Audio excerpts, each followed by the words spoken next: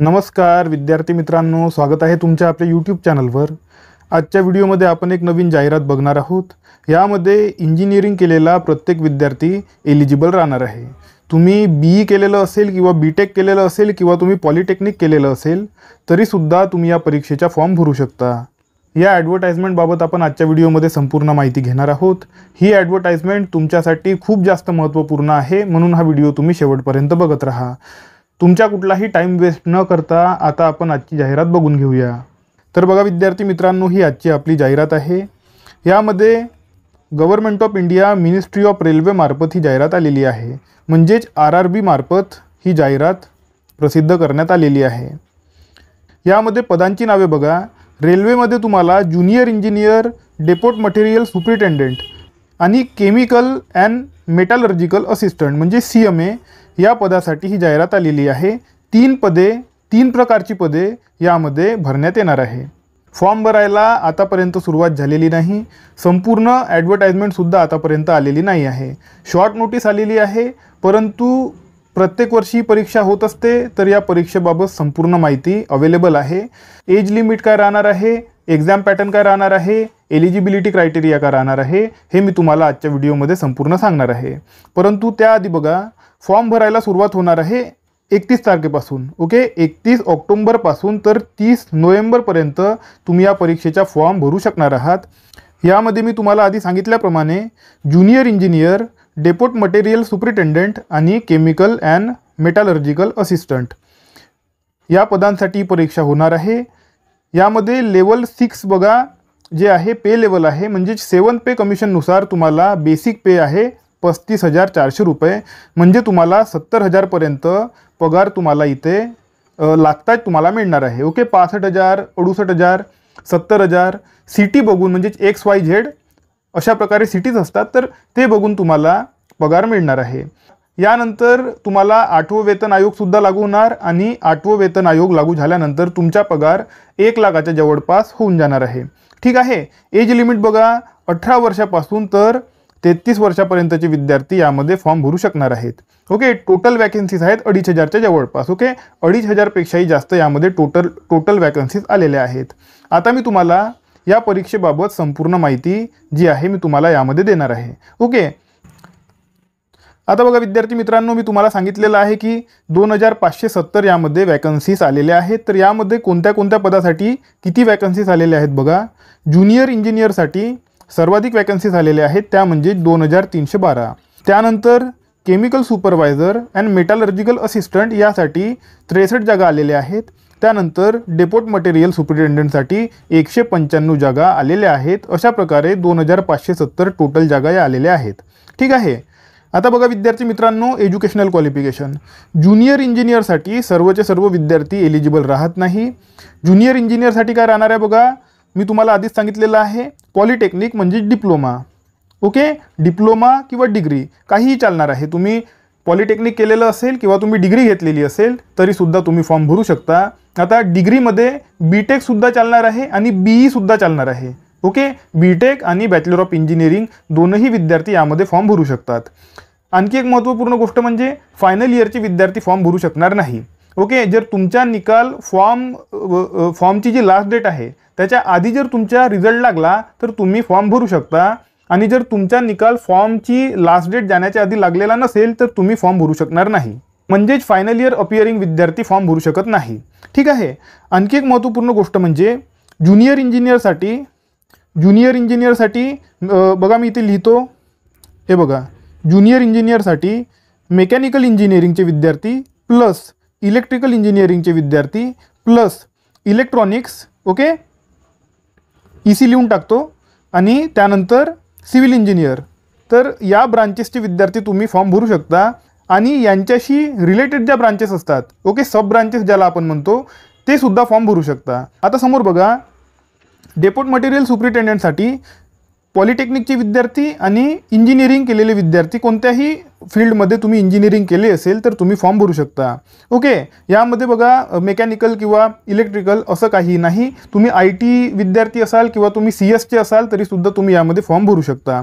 Okay, त्यानंतर बघा chemical supervisor and metallurgical supervisor, okay, यासाठी बॅचलर्स डिग्री हे बघा BSc आहे, BSc आहे, यामध्ये BSc पाहिजे फिजिक्स आणि केमिस्ट्रीमध्ये. Okay, PCM group, PCB group काही असेल तरीसुद्धा तुम्ही फॉर्म भरू शकता. ओके, परंतु फिजिक्स आणि केमिस्ट्री तुमच्या ग्रुपमध्ये असणे गरजेचे आहे. मग तुम्ही PCB तुमच्या ग्रुप असेल किंवा तुमच्या PCM ग्रुप असेल, काही फरक पडत नाही. आणि बघा, मिनिमम 55% मार्क तुम्हाला डिग्रीमध्ये असणे गरजेचे आहे केमिकल सुपरवायझर आणि मेटलर्जिकल सुपरवायझरसाठी. ओके, तर मला असं वाटतं की तुम्हाला हे समजलेलं असेल. तरीसुद्धा तुमच्या मनामध्ये काही कन्फ्युजन असेल तर तुम्ही ते मला कमेंट सेक्शनमध्ये विचारून घ्या. तुमच्या प्रत्येक प्रश्नाचे उत्तर मी कमेंट सेक्शनमध्ये देणार आहे. आणि बघा, तुम्ही आपलं बघा टेलिग्राम चॅनलवर सुद्धा तुम्ही मला प्रश्न विचारू शकता. तिथे आपला कमेंट सेक्शन ऑन असतो, तिथे सुद्धा तुम्ही मला प्रश्न विचारू शकता. याशिवाय व्हॉट्सॲप चॅनलची सुद्धा मी लिंक दिलेली आहे, ती लिंकसुद्धा तुम्ही चेक करा. व्हॉट्सॲप ग्रुप आणि टेलिग्राम ग्रुप तुम्ही आपला जॉईन करून घ्या. तिथे तुम्हाला अशा प्रकारच्या सर्वच्या सर्व ॲडव्हर्टाइजमेंट तुम्हाला तिथे मिळणार आहेत. ओके, आता समोर बघा, आता एज क्रायटेरिया मी तुम्हाला आधीच सांगितलेलं आहे. 33 वर्षापर्यंतचे विद्यार्थी फॉर्म भरू शकतात. आता यामध्ये तुम्ही बघा, SC ST विद्यार्थी असाल तर तुम्हाला 5 वर्षे, आणि जर तुम्ही OBC विद्यार्थी असाल तर तुम्हाला 3 वर्षाचं एज रिलॅक्सेशन हे मिळणार आहे. ओके, आता बघा एक्झाम पॅटर्न CBT 1 साठी वेगळा राहणार आहे आणि CBT 2 साठी वेगळा राहणार आहे. ओके, तुमच्या 2 परीक्षा होणार आहेत, प्रिलिम आणि मेन्स. आता इथे प्रिलिम आणि मेन्स म्हटल्या जात नाही, इथे म्हटल्या जाते CBT 1 आणि CBT 2. तर CBT 1 जी आहे ही क्वालिफाईंग नेचरची असते, म्हणजे फक्त CBT 2 मध्ये जाण्यासाठी CBT 1 घेतल्या जाते. आणि CBT 2 जे मार्क्स असतात, म्हणजे CBT 2 मध्ये गेल्यानंतर तुम्ही तिथे जे स्कोअर करणार आहात त्या स्कोअरच्या हिशोबाने तुमच्या अंतिम कट ऑफ लागणार आहे. ठीक आहे, तर यामध्ये बघा विषय बघा, 4 विषय यांनी इथे CBT 1 मध्ये दिलेले आहेत. गणित आहे, रिझनिंग आहे, आणि बघा GK आहे आणि GS आहे. आता मॅथमॅटिक्ससाठी 30 प्रश्न विचारले जातील. प्रत्येक प्रश्नावर 1 गुण आहे, म्हणजे 30 प्रश्नांवर 30 गुण आहेत. ओके, आणि त्यानंतर रिझनिंगसाठी 25 प्रश्न विचारले जातील. 25 प्रश्नांवर 25 गुण तुम्हाला इथे, म्हणजे प्रत्येक प्रश्नावर 1 गुण, अशा प्रकारे 25 प्रश्नांवर 25 गुण तुम्हाला रिझनिंगमध्ये सुद्धा राहणार आहेत. त्यानंतर GK बघा, 15 प्रश्न 15 गुण, आणि GS मध्ये 30 प्रश्न 30 गुण. अशा प्रकारे 100 प्रश्न 100 गुणांची तुमची एक्झाम होणार आहे आणि 1.5 तास तुम्हाला पेपर सोडवायला मिळणार आहे. ओके, आता यामध्ये निगेटिव्ह मार्किंग सुद्धा आहे. निगेटिव्ह मार्किंग आहे 1/3. ओके, 3 प्रश्न चुकल्यावर तुमच्या 1 गुण मायनस होणार आहे, यालाच म्हणतात 1/3 निगेटिव्ह मार्किंग. ठीक आहे, आणखी एक महत्त्वपूर्ण गोष्ट म्हणजे ज्या विद्यार्थ्यांना माहीत नाही त्यांना सांगतो, इथे जे GS दिसून राहिलेलं आहे ते आपलं GS नाही. म्हणजे जे आपण महाराष्ट्रामध्ये ज्या परीक्षा देतो त्यामध्ये जे GS असते, म्हणजे जनरल सायन्स, ते जनरल सायन्स हे इथे नाही आहे. ओके, म्हणजे GKला तिकडे आपण GS म्हणतो. त्यामध्ये तुम्हाला पॉलिटी राहते, इकॉनॉमिक्स राहते, जॉग्राफी राहते. ओके, सायन्ससुद्धा राहते, त्यामध्ये हिस्ट्रीसुद्धा राहते. तर याला आपण GS म्हणतो. हा जो GS आहे ना, हा तो GS नाही, हा GS आहे physics chemistry biology. Okay, physics chemistry आणि बायोलॉजीवाला हा GS आहे.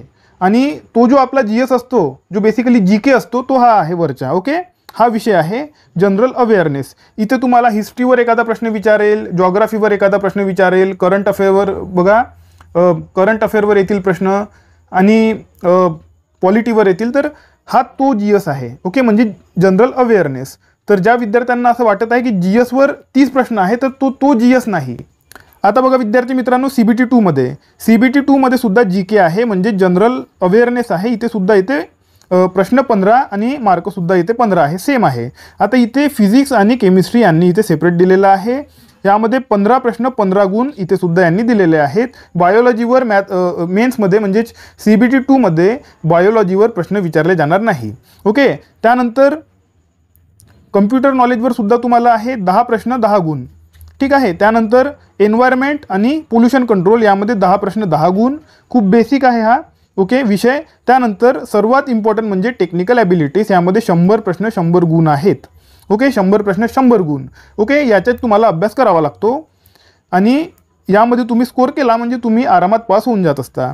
तर 150 प्रश्न राहणार आहेत टोटल आणि 150 गुण राहणार आहेत टोटल मेन्समध्ये म्हणजे CBT 2 मध्ये आणि 2 तास तुम्हाला इथे पेपर सॉल्व करायला मिळणार आहे.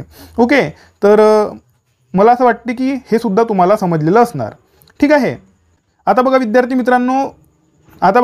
मित्रांनो संपूर्ण जाहिरात आतापर्यंत आलेली नाही.